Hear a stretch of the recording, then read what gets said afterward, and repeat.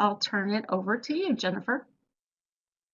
Thank you, Kara, and good morning to everybody. I will give everybody a heads up. I am doing this webinar from my house, like most of us are working from home. I have a teenage son and a very large dog. I have sequestered them into another room, so hopefully there won't be a lot of background noise, but in case you hear barking, that's why. I'm also going to begin this webinar with a bit of a preamble. It has come up in the chat. I did see because of the circumstances of the world right now, I genuinely do not know what's going to happen with Gen Con. Um, they have postponed another convention that is closely associated with Gen Con that's called Origins, and it pushed it back to taking place in October now.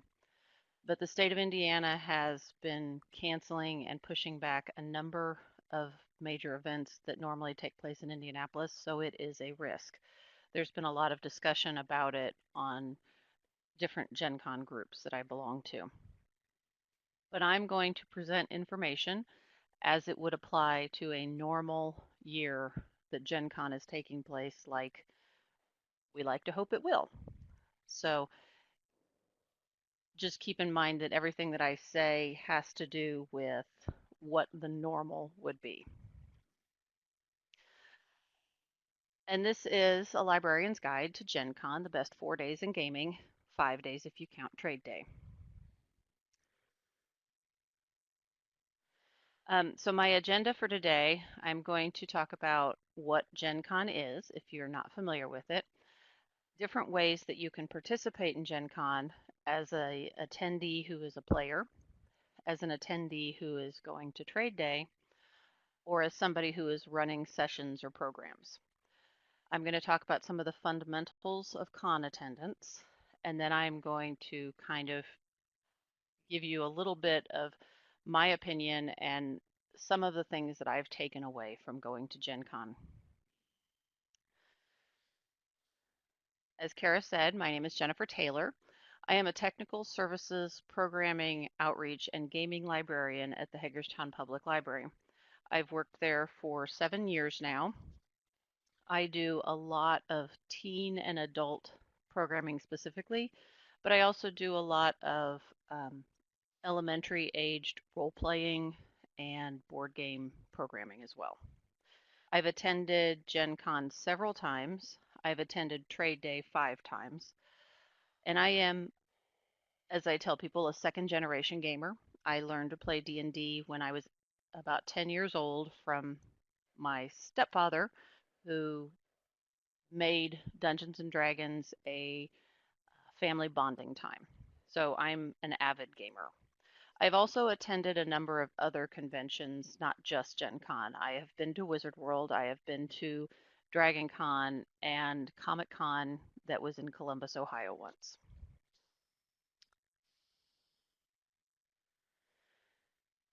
So, to begin with, what is Gen Con? Gen Con actually stands for Lake Geneva Wargaming Convention. Gen Con was founded in 1968 by Gary Gygax. Gary Gygax was the co-creator of Dungeons and Dragons.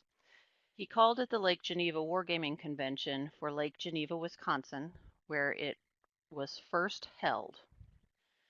Um, the first Gen Con was held in a building called Horticultural Hall, and it centered around board games and miniature war games, which were his first and largest love. It was also a play on words, as the Geneva Convention is an important international treaty regarding war, and the con was all about war games. Since, sorry, um, this is a quote about Gary Gygax about the importance of playing games, not just for the experience of playing games, but also for the social experience. Games give you a chance to excel, and if you're playing in good company, you don't even mind losing because you had the enjoyment of the company during the course of the game.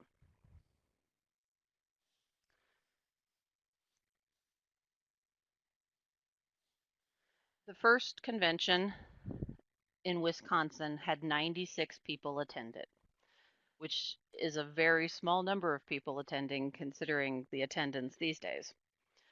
The convention was held in Wisconsin for 35 years. The last year that it was in Wisconsin, the attendance was 23,000 people.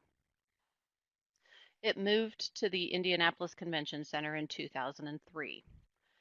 Last year's attendance numbers were the largest attendance number on record, with 70,000. It has expanded from the convention center to now have events in Lucas Oil Stadium and multiple downtown hotels in the area. It's also expanded beyond war games and board games to now include every possible kind of game. Board games, card games, video games, role-playing games, and the classic arcade games.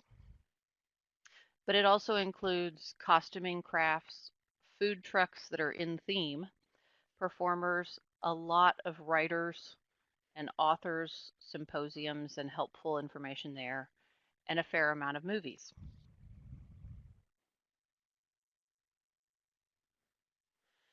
There are multiple ways to participate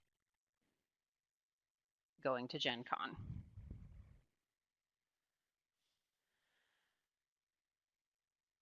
But whatever way that you decide to participate in GenCon, it does require that you have a badge for attendance.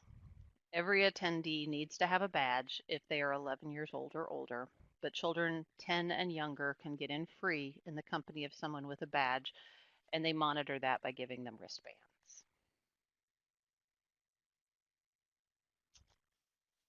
So to go and be a gamer, there are quite literally thousands of games that you can try firsthand, or that you can try to get a ticket to try firsthand. There's a lot of shopping that you can do. Vendors come from literally all over the world, and you can go to see game demos, see games being played, watch movies, and watching the people is probably my favorite pastime there. You can see arts and crafts and a collection of collectibles. You can also meet authors. They have a variety of authors that come and speak. They have authors that are independent publishers that sell their things. They have crafters that sell things. There's just a lot to do. There are a variety of player attendee badges that you can get. You can get a badge to attend for 1 to 4 days, or if you're really, really lucky, you can get an elusive VIG badge. The VIG badge is a very important gamer badge. You get a lot of swag for going as a very important gamer, but it's also hard to become one. I have a friend that actually has been going as a very important gamer for several years now.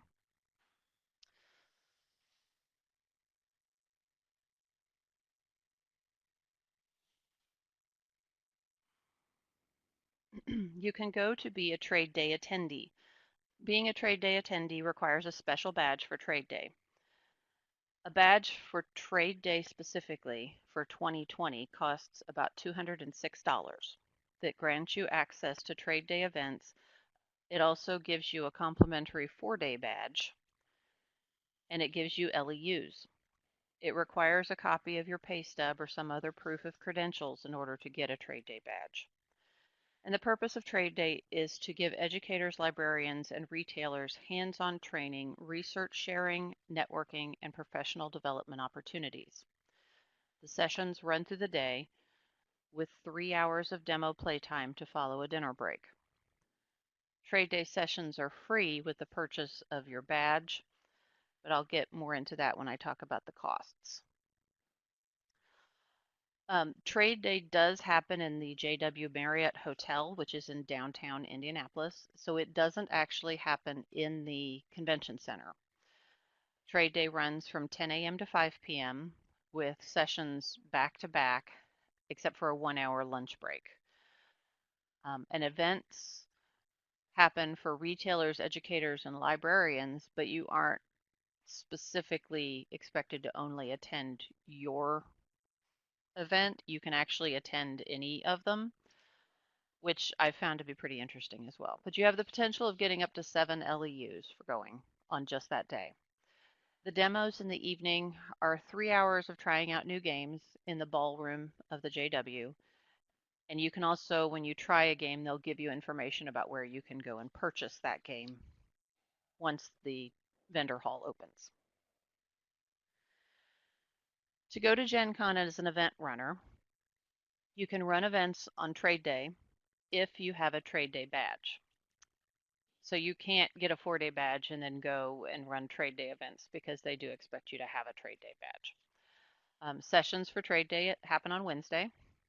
Um, Sessions last 1 to 2 hours, and you have to go through the event submission process on the GenCon website to propose an event and get approval for it. You can also run events during the other 4 days of gaming that take place. You can run through a gaming company or you can run your own games. The official events of GenCon run Thursday through Sunday, although they have turned it into several unofficial events that already start happening on Wednesdays.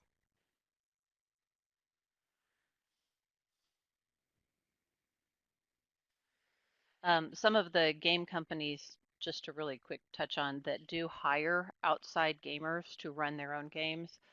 It's usually one game or one story run as many times as the GM can do it.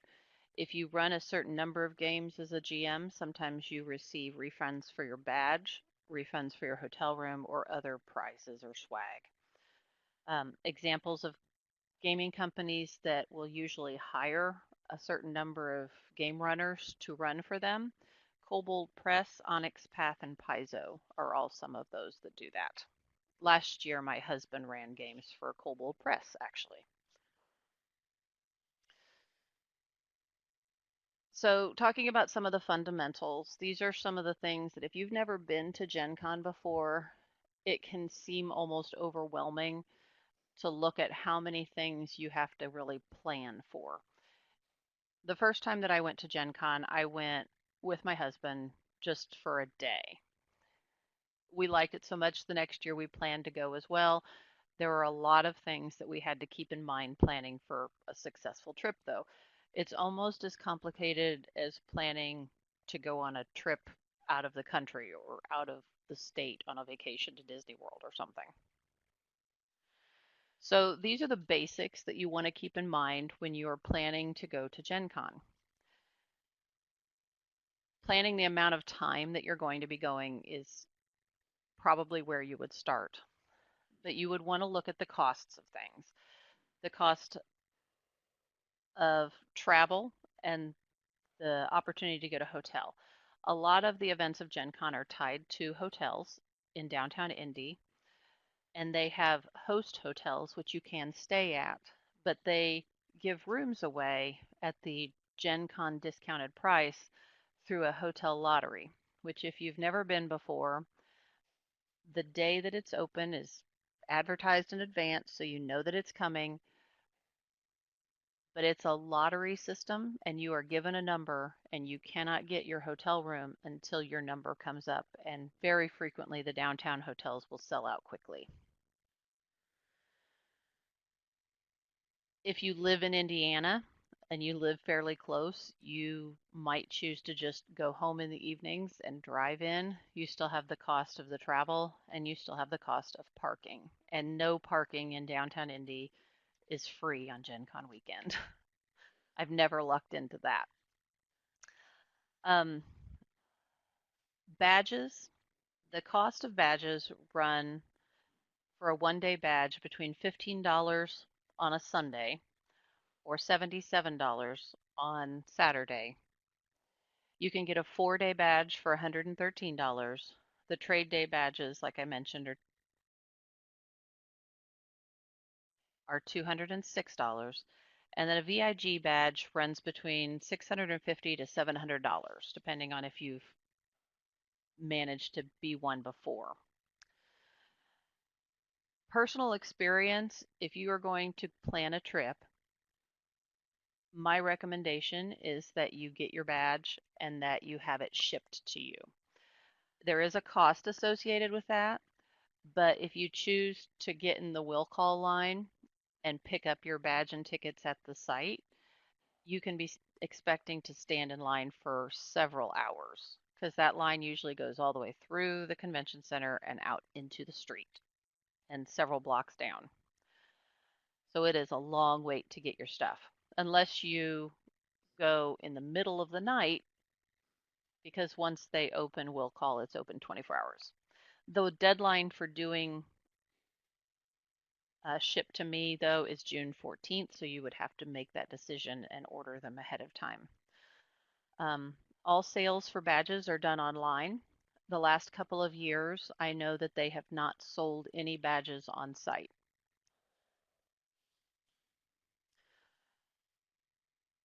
Tickets, you can also look at purchasing online.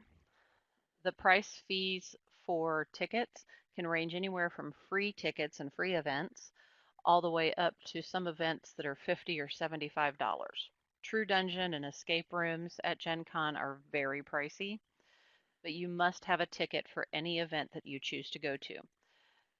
You can buy spare tickets to get into events, and generic tickets are also a thing. Most events, especially games, have a limited number of participants. Generic tickets can then be used to get in if there are no shows to the game at the time that it's scheduled. And you can buy tickets for someone else who is your friend or family on the Gen Con portal. But it does get more complicated because you can't double up your tickets. They have it set up so that you can't order tickets for multiple games that happen at the same time. You can only schedule yourself out at a specific time without, say, you want to get tickets to go to a board game, but you're not sure you'll be able to get to it, so you want to look at this role-playing game too. You can't buy tickets to both.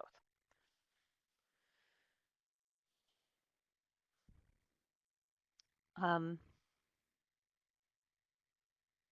just like getting a hotel, the tickets for certain events will sell out rapidly. They announce ahead of time when the tickets are going to go on sale. And if you have a block of tickets, you basically sit on your computer or sit on your device and you hit enter and you hold your breath and you hope that you get in before it sells out. It gets a little bit crazy sometimes. If you're coordinating with a group of people, it's always a good idea ahead of time to make sure that you're on each other's friends and family list. I have gone as part of a group before, and we go through and we make sure that we have a ticket marked to purchase for multiple different people attending. And then everybody hits the button to purchase the tickets, and whoever gets to it first is the person that got there first. It's kind of like a game all on its own.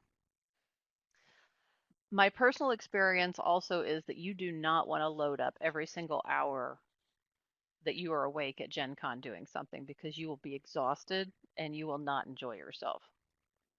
You want to pay attention to some events that have age restrictions. They have beer tours in Indianapolis that is actually something that they give through Gen Con. They also have burlesque shows and a lot of events that are not appropriate for a younger crowd. Some games are listed as being for experienced players. If you've never played a game before and you want to try it out, there's almost always a session of it that's for a beginner, but you want to make sure that you don't sign yourself up for something that requires a level of experience. You also want to pay attention to where the games are happening. Sorry about that. I have pop-ups. The convention happens over a large area, so keep in mind that when you're going, if you scheduled yourself at one game, you don't want to have a 15-minute break to get all the way to the other end of 3 hotels. So keep in mind your travel time when you're planning what games you participate in as well. And the last part is people. There are things to keep in mind when you go to a convention that's the size of Gen Con. There is going to be a crowd. It doesn't matter what time of day it is, there are always a lot of people. During the daytime, when the vendor hall is open, it can be very difficult to get through the hallways sometimes. because not only are there a crowd of people, you're also dealing with a crowd of people who have their own schedules, so everybody's trying to get everywhere. Backpacks are kind of dangerous, and strollers can cause traffic flow issues. And the escalators are not always working, so if you are taking small children with you, you'll want to be aware that you might actually have to haul the stroller up the escalator. And you will experience all levels of personal hygiene at a convention. Um, if you've never been to a convention before, there is something known as con crud. You can go to the convention, you can have a great time, but it's highly likely, unless you take some precautionary steps ahead of time, such as a lot of hand sanitizer and maybe airborne or something to boost your immune system, you're going to end up with some kind of unpleasant bug when it's all over with, which is one of the reasons, I guess, that they may need to consider postponing Gen Con, unfortunately. And it's best to expect that you will need to be patient. If you struggle with patience, it can be a very frustrating experience. If you're the type of person who can be patient and go with the flow, you won't have any trouble at all.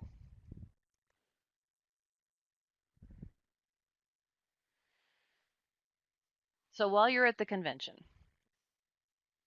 there are things that you need to keep on you at all times. Um, Plan to always have your badge on you because there are areas of the convention hall they will not let you through unless they can see your badge. Also plan to carry the things that you need like tickets, a hotel room key, and have it secured so that you don't lose your items. Unfortunately, pickpockets are a thing at the convention. I have a friend that lost her wallet and her cell phone and didn't even realize that somebody had picked her pocket. It's also a good idea to be carrying some snacks on yourself or at least a drink. I don't recommend buying refreshments at the convention. They have all kinds of spots where you can buy a bottled drink. It's about 3 times the cost of buying it at a gas station or someplace like that. So if you try to buy something there, it's very expensive. Um, as you notice from the picture, there is a lot of foot traffic. That is what it looks like going into the vendor hall in the morning when they've just opened the doors. In fact, it's something of a sport to kind of stand up at the top balcony and watch down just to see the flood of people going in the door. And if you notice in the other picture, this is my son at the Exploding Kittens booth. The reflection in the glass, there are all kinds of people right behind him. There's usually barely any room inside the vendor hall when things first kick off.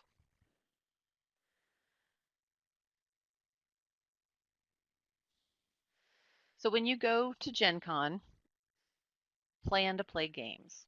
If you're a veteran player, there are all kinds of games that you can play. And if you've never played games before, but you have a little bit of interest in trying something out, I guarantee you will find somebody there willing to show you how to play it.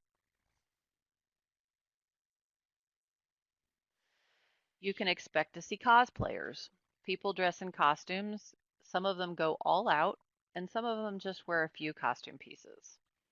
If you've not had a lot of experience with cosplayers, there are rules for interaction. Um, just to briefly go over those rules, cosplay is not consent. You should not touch somebody who is dressed in a costume.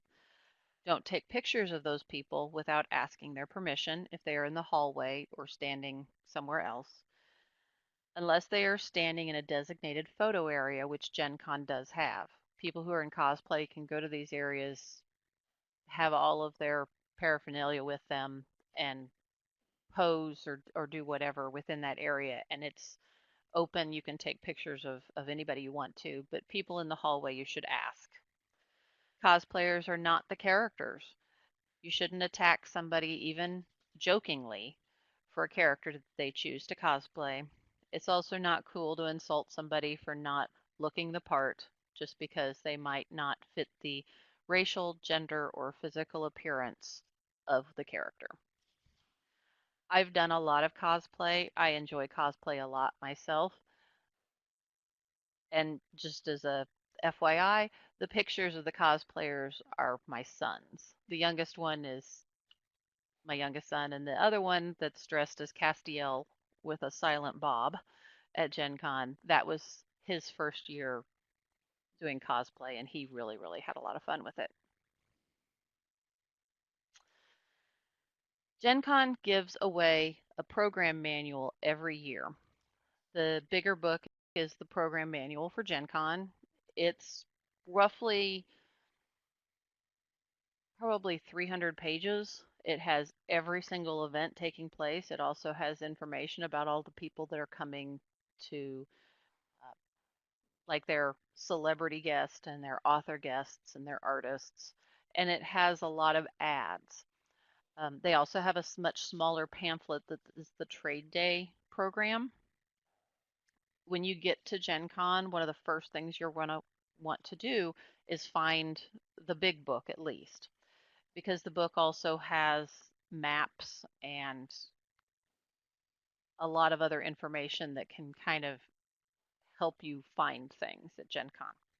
And when you're picking up your books, don't forget to pick up your coupon book that they usually have close to will call, because you can get little free things and discounts off of some of the stuff in the vendor halls. So last year, I solo hosted my first event at Trade Day. I went through the process of making the proposal for the session and then getting there and getting set up and giving the presentation. A couple of things as a note, if you ever do decide to host an event at Trade Day, they will change your room about 6 times, or at least they changed mine. Um, Make sure to indicate on your event submission any equipment you need. I did not realize that I was supposed to follow up my event submission with an email notifying them that I would need a projector. So I ended up getting to the room and not having a projector. But it was okay because I ended up just doing it off of my laptop and kind of had a roundtable discussion instead. It's also a good idea from personal experience to have handouts to give people and consider giving away some swag.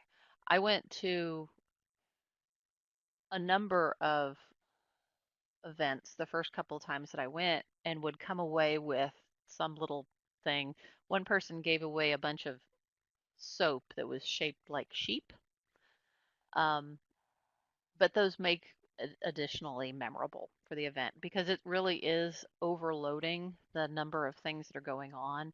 So anything that you can do to kind of help your event stand out by the time the person gets through all the things going on will just be better.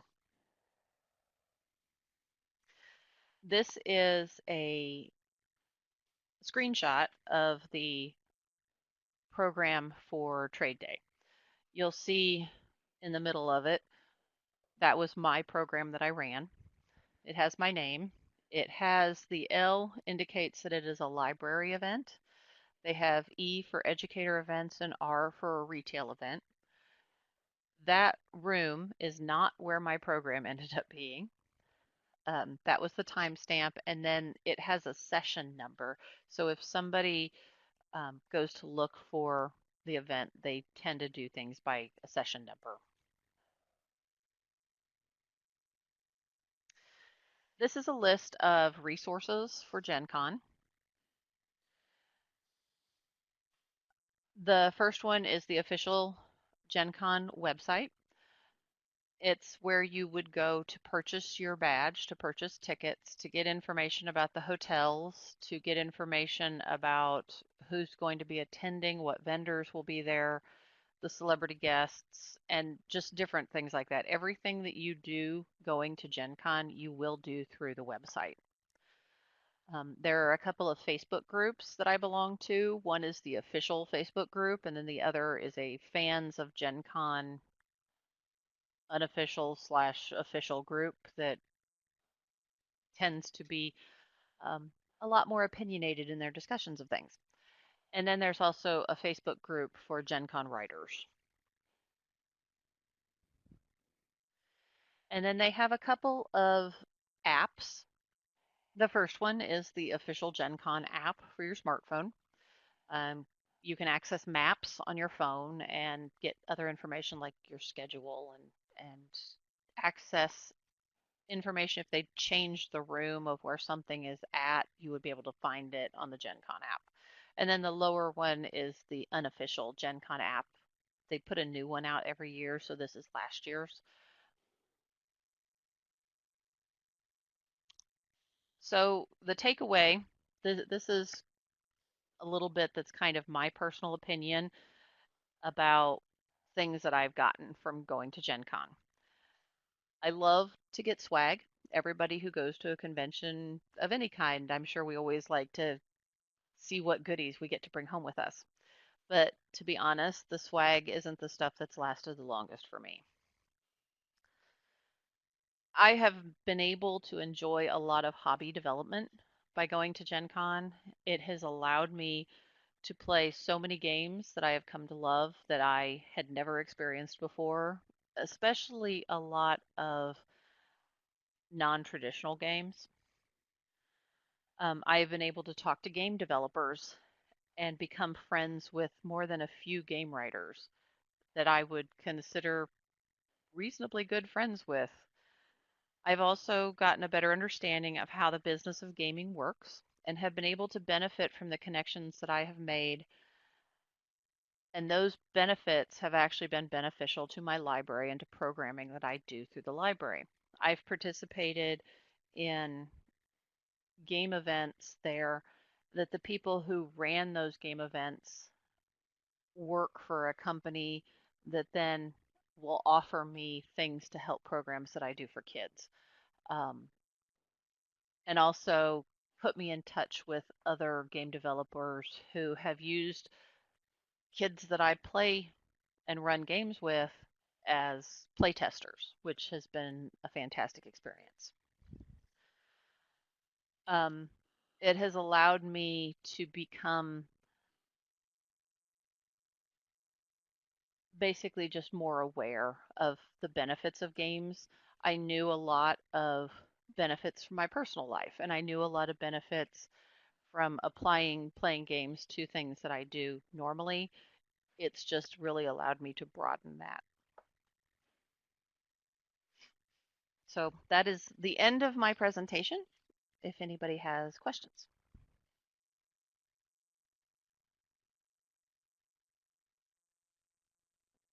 Hey, Jennifer, there were George is asking if there's a deadline for proposals. yes, I'm sorry, Kara, I cut you it's off. okay. That was one of the There questions. Yeah. is not a deadline for proposals. Um, well, there is a deadline for proposals, but it doesn't happen until after event submissions go live, and I actually think it runs all the way through June. The trade day proposals have to be in sooner because they finalize those things. Um, the game events and this workshops, realized I was going to. There are a lot of things that you can actually um, submit proposals to do all the way through the thing opening, um, just because they are constantly looking to add. There are actually 18 different categories for submitting proposals of things you can run. You can submit sessions for anime related activities, board games, card games that are non-collectible tradable games, electronic games, entertainment events, film festivals, historic miniatures. There are kids activities that run all week, but they really have a lot of kids and family activities on Sundays. Those are considered family day. There are LARP events, miniature hobby events, non-historical miniatures, role-playing games. You can give seminars. A lot of the writer symposiums and writer events are seminars. You can have um, tradable card games, trade day events, workshops. A lot of the workshops are craft related. And then they have what they call the Isle of Misfit events that are things that don't necessarily fit into gaming stuff or crafts or things. Um, when they did the Indianapolis brewery tour, that was in the Isle of Misfit events. I hope that answered the question. Emily wants to know what the unofficial app is used for. The unofficial app is kind of almost a backup app.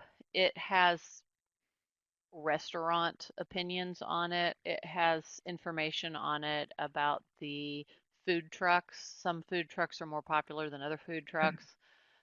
It has information about like if there's not an official game happening, you can look on there and sometimes people will put their unofficial games or like their pop-up hallway games Okay. going on, inviting people to go to. All right. And one question that we had early on, how many of the 70,000 people that attend were actually vendors, do you think? Since vendors are also required to have badges to attend, um, that is a percentage of the people that had it. The the 70,000 people are the number of badges that basically they had a 1 day badge for one of these days, or they had a 4 day badge that covered the whole thing. They had a trade day badge that was a retail badge. Um, so that is included with the number of attendees. Okay. You can't get in anywhere at Gen Con unless you have a badge, which means you couldn't go as a vendor unless you have a Okay. badge yourself.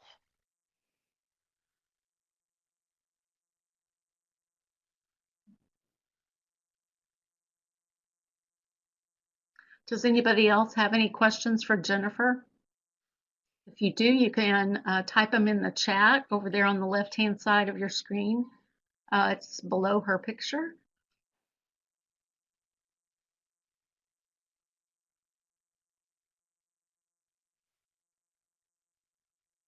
While we're waiting for questions, I'm going to go ahead and bring up the LEU certificate. It's up here on the top, and you can download that to your computer, save it, or print it out.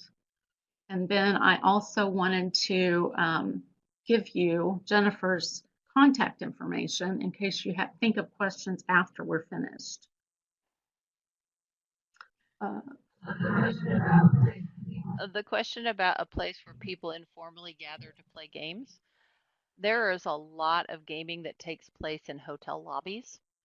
Any of the hotels that are part of the kind of the Gen Con host hotels, they even in the middle of the night will have people play pop-up games. I've done more than a few games of Cards Against Humanity sitting in the lobby of the JW at 2 o'clock in the morning. Um, really, all you have to do is take a game you want to play and hold it out and ask people in a crowd if they want to play, and odds are you'll be able to find a game that way. Oh, explain what LARPing is. Okay, LARPing is live action role play. LARPing is where you dress up as the character that you are being, and you essentially act um, like that character. I've done a fair amount of LARPing. My husband and I used to be part of a LARPing group out of Richmond, Indiana, actually, that was a World of Darkness LARPing group. So LARPing is, um, yeah, live action role playing. Yeah, I hope that it will be happening this year. I actually wasn't intending to go to Gen Con this year, but I have a number of family and friends who were going. We kind of go every other year right now, simply because of um, family obligations. And then I'm also um, a band parent, and my sons last year and this year, my youngest son was intending to be part of the summer marching band, but the entire summer marching band got canceled for Indiana this year, unfortunately. I mentioned miniatures. Um, Miniatures are, uh, well, so the original wargaming that was going on at Gen Con when Gary Gygax started it would have been dealing with some miniatures and some war games like Risk. If you've never seen the game Warhammer or Warhammer 40K, they have tiny little miniatures, and you basically have little figures that represent your army. Lots of people paint them.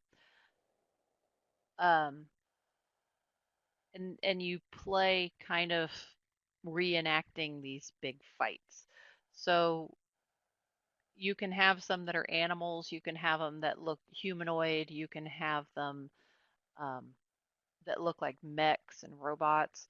They have one room of Gen Con where it's just table upon table of these miniatures that are some historically bent, like reenacting Civil War battles, and some of them are fantasy or sci-fi.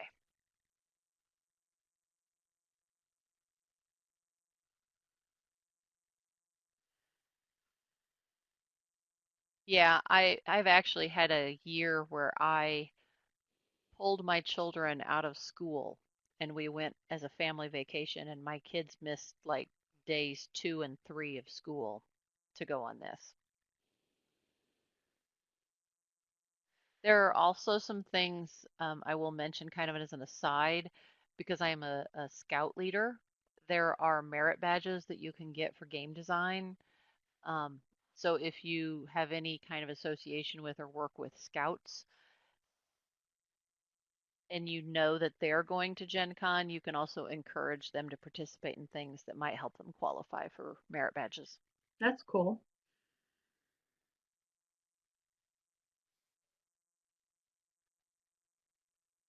Yeah, there's a lot of custom made 3D printing of miniatures. The starting date this year for the July 30th, that's also the starting when the Indiana Oh State no. Fair would be. So we'll have to see how it, and it was last year too. Last year I ended up missing the entire day of Gen Con on Friday because I was at the state fair. But then as soon as the state fair was over, I drove back to downtown Indy with my kids, and we were That there for was the a rest of the busy weekend. weekend. Oh, yes, that was a very busy weekend. I presented on Wednesday. My husband ran Uh-huh. games, like I mentioned, that he was busy um, Thursday, Oh Friday, and wow. Saturday mornings. And then I had a full list of events that I was doing on Saturday. And then Saturday evening, I have a group of game writers and um, actors and authors that I have started socializing with at Gen Right. Con. That's part of that whole networking thing. They always have a reception, and you can get, I have a standing invitation to it. So then I was there late Saturday Yeah, night. for So sure. it was a long weekend. Robert has a question. I don't believe that ALA is at Gen Con officially. I have talked to people that have told me in the past that they were members of ALA, but I don't believe that they have any kind of official thing going on. Last year they didn't. Now, 2 years ago or 3 years ago, I participated in a panel discussion about gaming that was done to the Indianapolis through the Indiana State Library. And Janice says that Indianapolis public library I has was been there one of, too at different times. yes, they were there last year because I stopped and talked to them I briefly. think that John Wecklick, our communications person, attends sometimes and has booths. Yeah. Now I know that there's different conventions that take place in Indianapolis that the state library has had Mhm. representation at before. A few years ago when PopCon was happening, I went and worked a day at the Indy State Library's Okay. booth Okay, there so and gave out George library says there information isn't a booth yet at Gen Con, but John actually goes personally on his own. Yeah. personally. Yeah. There's a lot of that. It would actually be a great environment to have something like that, to Hmm. have some kind I know of George booth. is really wanting to get stuff going like that. So he says he and John are trying. So Yeah. Well, if you get it going, I would be happy to yeah, we'd be love to have involved. you. Jennifer, thank you so much for doing this. This has been wonderful. You've given us so many good tips and great information. I think you should Absolutely. write a book. That's what I was thinking as I was writing all these notes. I thought she should turn this into a book. There you go. Well, maybe that's There you something to think go. about I doing think while that I'm you should working from try home. that. I think there's a lot of people that would buy it.